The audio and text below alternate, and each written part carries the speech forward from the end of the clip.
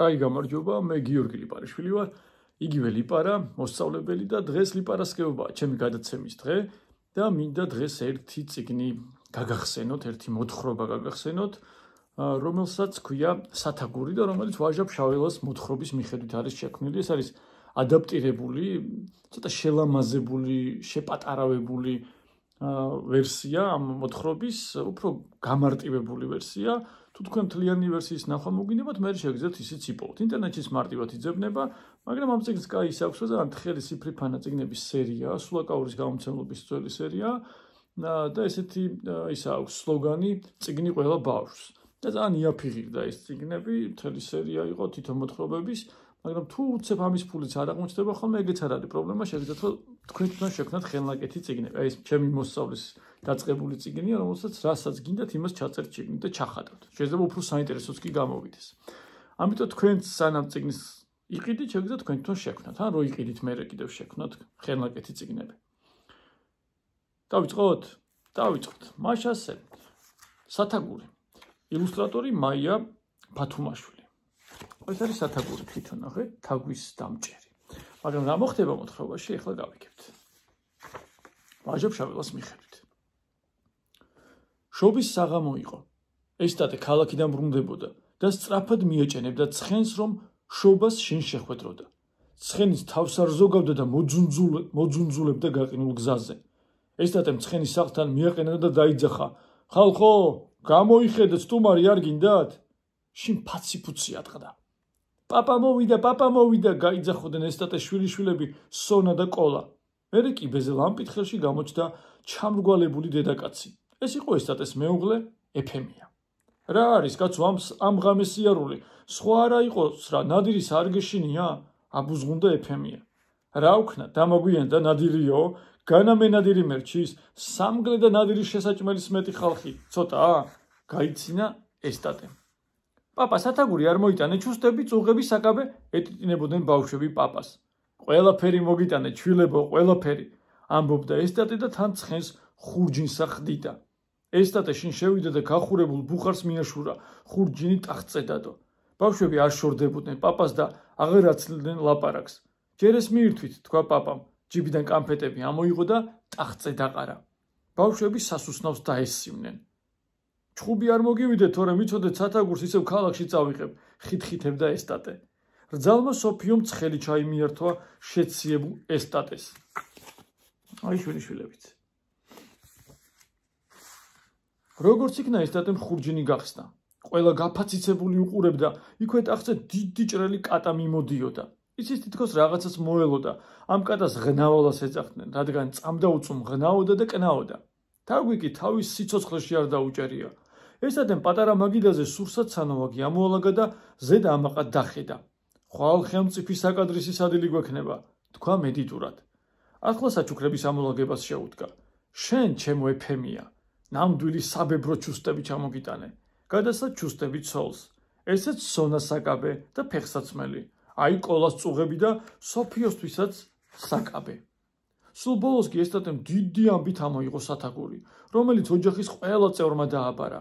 ესეც ჩვენი სათაგური, გამოაცხადა ესტატემ. ნახოთ, რამდენ თავს დაიჭერს. გიშველა ღმერთმა, თქვა გახარებულმა ეფემიამ. სული გამიმწარეს, აქ თაბტიალებმა განჯინაში ვეღარაფერი შემინახავს.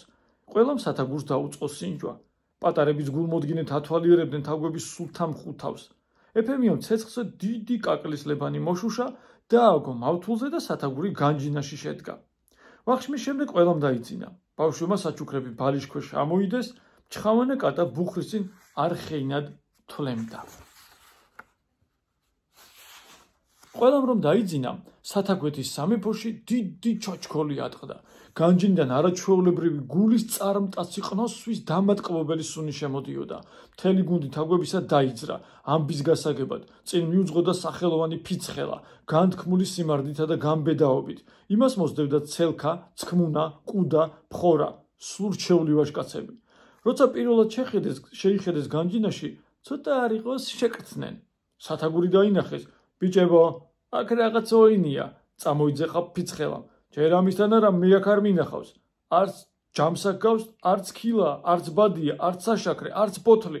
სხვა რაღაც რამ არის საუცხო, საგანგებოდ მოწნული და ის მშვენიერი სუნიც, სწორედ იქედან მოდის. ხედავ კიდევ წლებანიანი გზისა, ერთი შეხედეთ რა მარჯვეთ მოსატაცებელია. აი ესე გამოიყურებიან თაგვები, აი ფიცხელას ალბათ იცანით, რომელიც იქნება.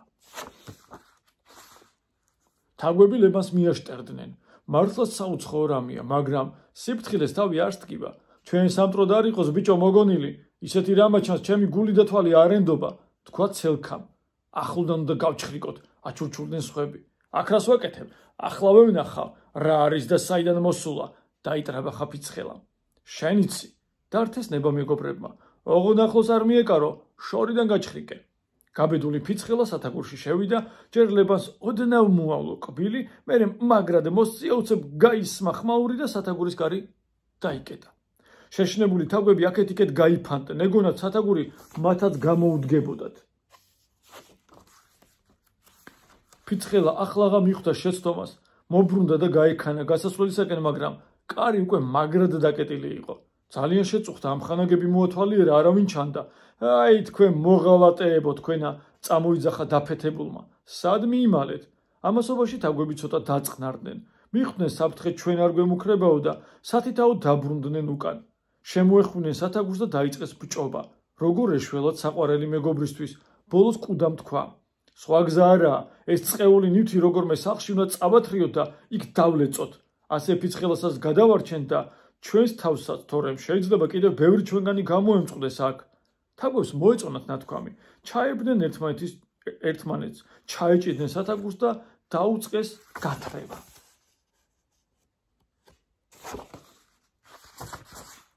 გათენდა შობის დილა.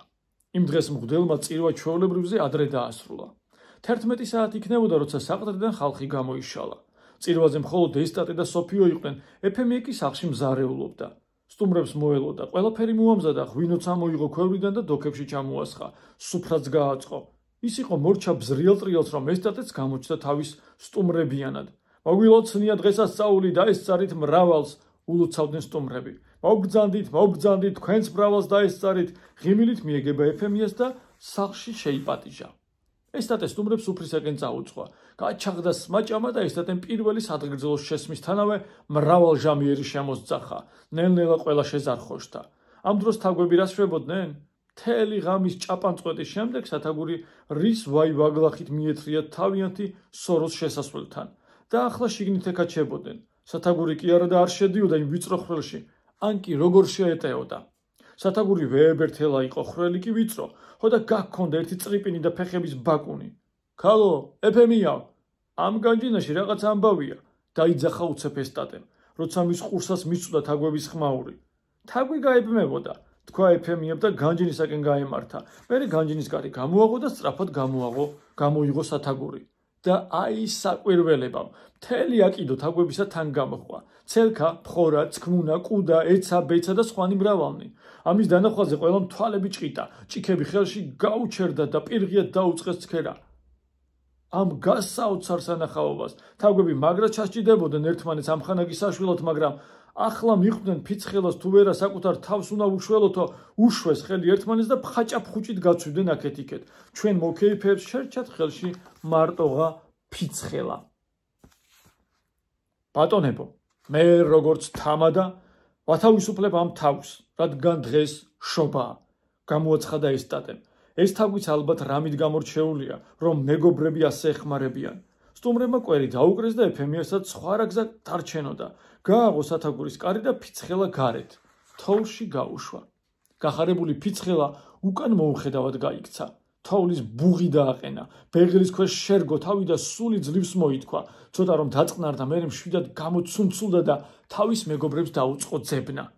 როცა ესტატემ და მისმა სტუმრებმა ქეიფი დაასრულეს, თაგვებმა მაშინღა გააჩაღეს საშობაო ნადიმი. აჟრი ამულდნენ, დაკრეს დოლსა და დაირას და უვლიდნენ ლეკურს და თან მღეროდნენ. ესე მთავრდება ეს ვერსია, ადაპტირებული ვერსია მოთხრობის სათაგური, რომელიც ვაჟა-ფშაველამ დაწერა. სრულ ვერსიაში ესე მთავრდება ეს მოთხრობა, ფიცხელა გამარჯვებას დღესასწაულობდაო. მე ის გრძელის დასასრული უფრო მომწონს, იმიტომ რომ ნახეთ რა კაია, გამარჯვებას დღესასწაულობდა. ხო და ჩვენც გამარჯვება გვედღესასწაულოს. ყველგან. ღირსეული და ნამდვილი გამარჯვება. აბა შემდეგ ლიპარასკევამდე გემშვიდობებით. ნახვამდის.